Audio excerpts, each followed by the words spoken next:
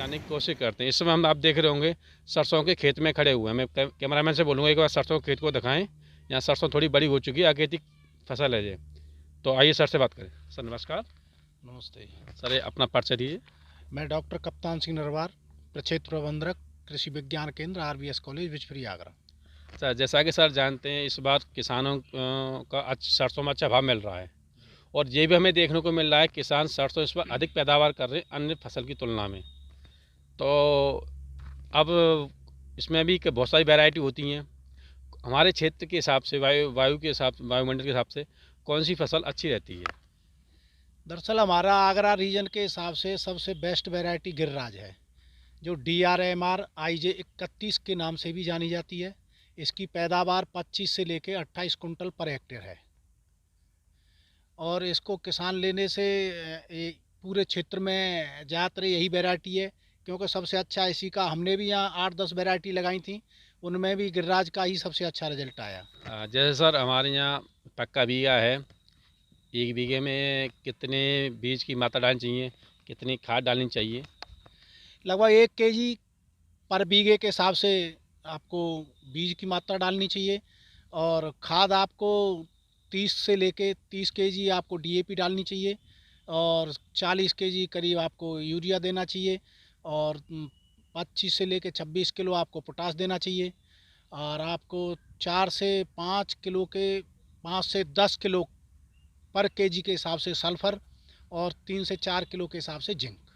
जैसा सर आपने बताया जिंक सल्फर पोटाश देना चाहिए, लेकिन हमने भी देखा है कि किसान इतनी मात्रा में खाद नहीं डाल पाता है, अमूमन वो DAP डालता है। तो इस पर उत्पादन पर भी कोई असर पड़ता है? हाँ बिल्कुल, उत्पादन पर असर पड़ता है, क्योंकि हमारी जो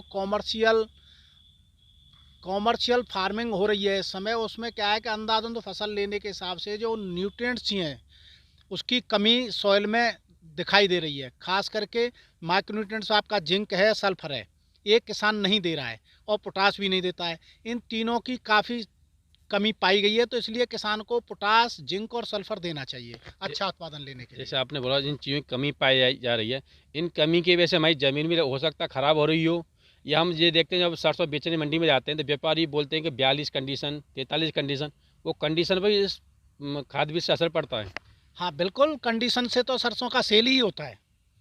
जितनी ज़्यादा अच्छी कंडीशन आएगी उससे उतना ही ज़्यादा किसान को पैसा मिलेगा।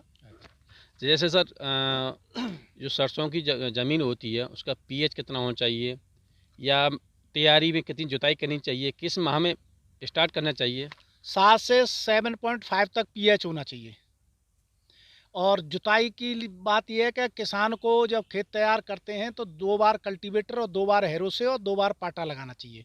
उसके बाद सीड ड्रिल से आपकी बुवाई होनी चाहिए। मतलब आपका कहने का मतलब जो मशीन होती है उससे बुवाई करनी चाहिए। बिल्कुल। कुछ लोग सरसों वैसे ही डाल देते हैं, जुताई कर देते हैं। ब्रॉडकास्ट सरसों को नहीं करना चाहिए। जो रिजल्ट अच्छा आएगा वो सीड ड्रिल द्वारा आएगा। तो उससे उत्पादन कम होता है। हाँ, जिससे किसान भाई को घाटा जाएगा। इसमें आवश्यकता पड़ती है। वो कब पड़ती है?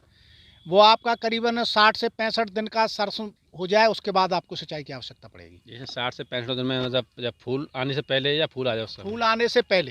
फूल आने से पहले। हाँ। तो कुछ लोग कहते हैं सरसों में 2 सिंचाई करने से अच्छी पैदावार होती है, ऐसा कुछ होता है? नहीं, ये फिर मौसम के ऊपर डिपेंड होता है। अगर हमारा मौसम साथ नहीं दे रहा है उस समय में 2 सिंचाई की भी आवश्यकता पड़ सकती है।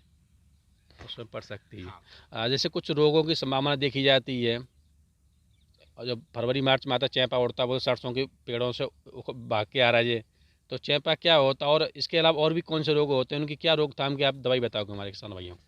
दरअसल देखा गया है हमारे आगरा रीजन में सरसों में इतना अभी कोई रोग स्टार्टिंग में नहीं देखा गया है। जो एंड में जब थोड़ा सा लेट किसान 20-25 दिन लेट सरसों बोता है, उसमें माहू का थोड़ा सा प्रकोप देखा गया है, तो वो एंड में आता है।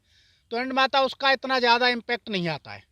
जैसे माहू का रोग आता है, आप बता इम्पैक्ट नहीं होता, फिर भी किसान भाई उस बचाव के लिए दवा डालना चाहे तो कौन सी हाँ, दवा दवा डालें? डाल दे, कोई भी इंसेक्टिसाइड जो एग्री जंक्शन की दुकानें हमारे आसपास जो खुली हुई हैं, जो सरकारी सहयोग से खुली हैं, उनसे कोई भी इंसेक्टिसाइड उस समय मिल जाता है, तो इंसेक्टिसाइड का कोई भी छिड़काव कर सकते हैं, तो उससे माहू का कंट्रोल हो जाएगा। तो जैसा कि किसान भाई आप देख रहे थे कि सर ने बताया कि इतनी जुताई करनी चाहिए, इतनी मात्रा में खाद भी डालना चाहिए, इसमें पोटास वगैरह का भी नाम लिया, जिंक वगैरह का भी लिया। सिंचाई एक तो बहुत ज़रूरी है, दूसरी समय के हिसाब से होती है। अगर आपको कोई और सवाल है तो हमारे लाइक कमेंट में जाके शेयर करें, चैनल को सब्सक्राइब करें। आगे भी इस तरह के वीडियो हम आपको डालते हैं।